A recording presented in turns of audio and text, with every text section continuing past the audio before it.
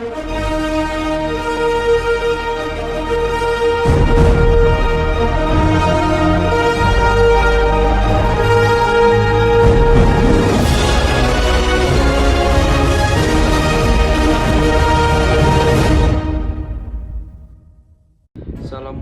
warahmatullahi wabarakatuh. Halo semuanya. Perkenalkan, nama saya Muhammad Fatoni dengan NIM 220328 dari kelas RA7 semester 6 program studi manajemen Fakultas Ekonomi dan Bisnis, mahasiswa Universitas Primagraha. Jadi pada video kali ini saya akan menjelaskan tentang penerapan OKR atau bisa juga disebut Objective and Key Result di perusahaan teknologi raksasa dunia, yaitu Google Corporation. Jadi Google ini tidak hanya dikenal sebagai perusahaan teknologi inovatif, tapi juga karena budaya kerjanya yang unik dan sangat mendukung kinerja tinggi. Yang pertama itu ada What OKR. Jadi apa itu OKR? Jadi OKR adalah singkatan dari Objective and Key Result. Jadi ini adalah sistem manajemen kinerja yang digunakan untuk mengukur hasil kerja secara jelas dan terstruktur. Jadi dalam OKR ini terdapat dua komponen utama. Yang pertama itu ada objektif atau tujuan. Jadi kita itu harus tahu apa yang ingin kita capai. Terus ada juga key result atau hasil kunci. Jadi key result sendiri bagaimana cara mengukur keberhasilan dari apa yang menjadi tujuan tersebut. Jadi tujuan dalam OKR juga harus ambisius, namun realistis juga tentunya ya. Sedangkan untuk key result harus terukur dan dapat diverifikasi. Dan contohnya itu jika Google ingin meningkatkan pengalaman pengguna di layanan seperti YouTube, maka mereka juga menggunakan objektif seperti meningkatkan kepuasan pengguna dalam 3 bulan ke depan. Lalu key result itu biasanya yang pertama ada menurunkan jumlah komplain pelanggan sebesar 30%. Terus ada juga meningkatkan kecepatan loading sebesar 50%. Terus ada juga meningkatkan waktu tonton rata-rata itu per pengguna sebanyak 15%. Jadi dengan cara ini kinerja dapat dilacak, bukan hanya berdasarkan opini atau perasaan, tapi berdasarkan data yang konteks dan konkret. Terus ada juga why. Jadi why ini mengapa Google memakai OKR atau Objective and Key Result. Jadi mengapa? Jadi jawabannya ini karena sistem ini memberikan kejelasan arah dan fokus. Jadi di perusahaan besar-besar seperti Google, jadi ini sangat mudah bagi tim untuk kehilangan arah tanpa sistem yang memandu. Jadi OKR sendiri ini membantu seluruh organisasi dari pimpinan hingga level staff agar tetap terarah dan fokus pada tujuan bersama. Jadi selain itu OKR juga mendorong kinerja karena targetnya ini menantang. Terus ada juga membangun transparansi karena semua OKR dapat dilihat karyawan lain.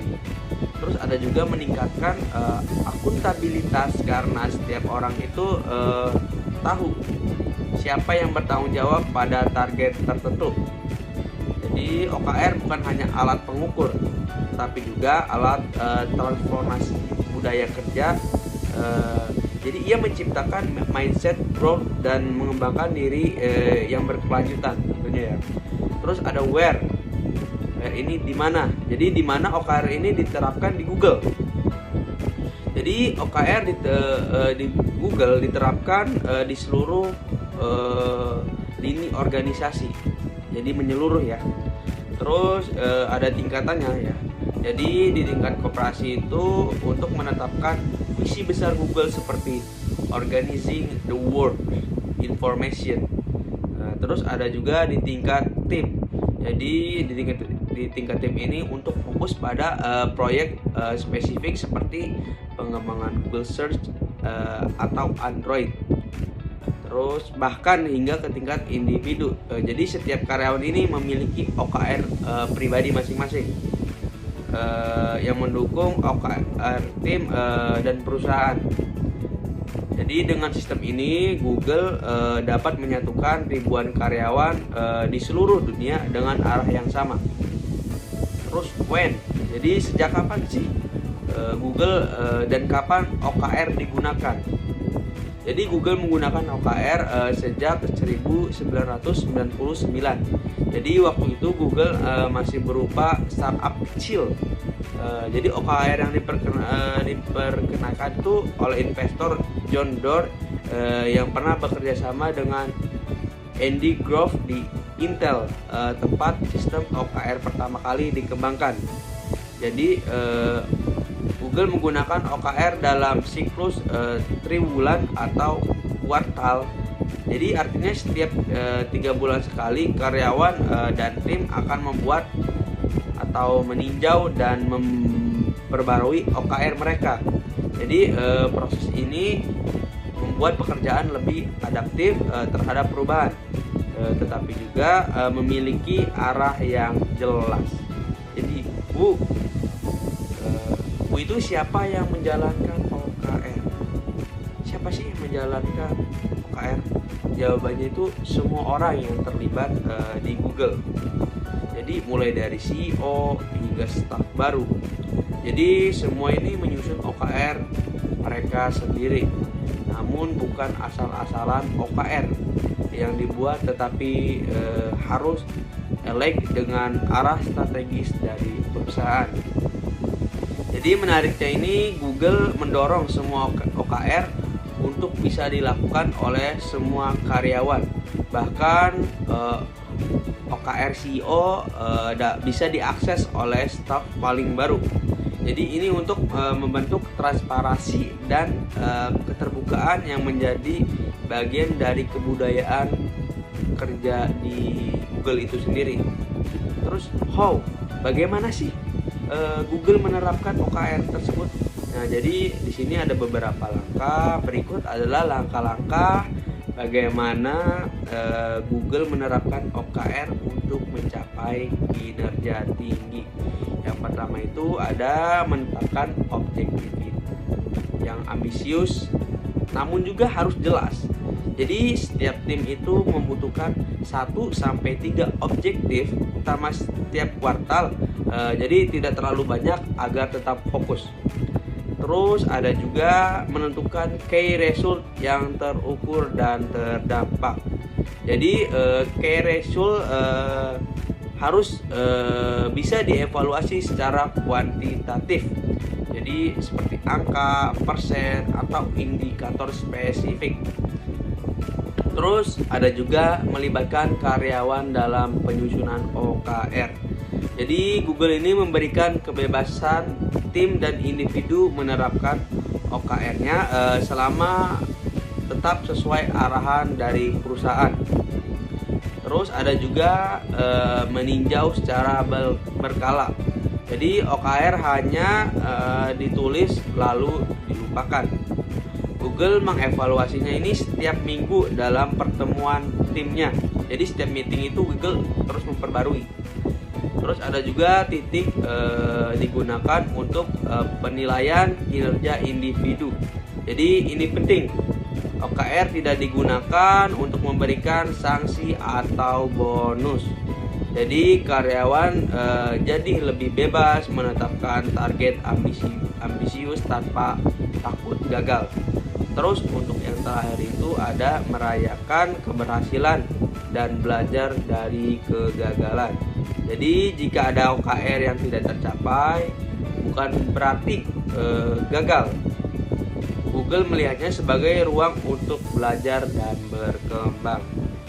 Terus penutup, jadi pembelajar untuk perusahaan di Banten ya. Jadi apa yang bisa dipelajari oleh perusahaan? Jadi perusahaan di Banten dari cara Google menerapkan OKR. Jadi yang pertama itu ada fokus dan prioritas adalah kunci. Jadi OKR menghindarkan perusahaan dari kesibukan tanpa arah. Jadi semua pekerjaan itu harus mendukung tujuan besar yang jelas. Terus ada juga transparansi dan keterlibatan karyawan. Jadi dengan melibatkan semua karyawan dalam penutup tujuan, rasa kepemilikan dan tanggung jawab akan meningkat. Terus ada juga evaluasi berkala dan keberanian untuk ambil resiko.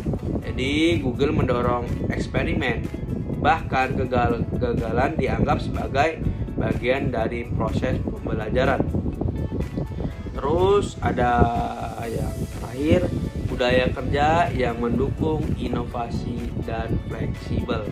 Jadi suasana kerja Google ini yang fleksibel ya, dan nyaman dan terbuka, turut mendukung keberhasilan OKR mereka. Jadi dengan mengadopsi prinsip OKR seperti Google, perusahaan di Banten juga bisa membentuk SDM yang produktif, kreatif, dan kompetitif secara global. Terus untuk yang terakhir, terima kasih banyak kepada teman-teman yang menonton. Sekian presentasi dari saya. Semoga menjadi inspirasi dari kalian. Terima kasih. Wassalamualaikum warahmatullahi wabarakatuh. Thank you for watching.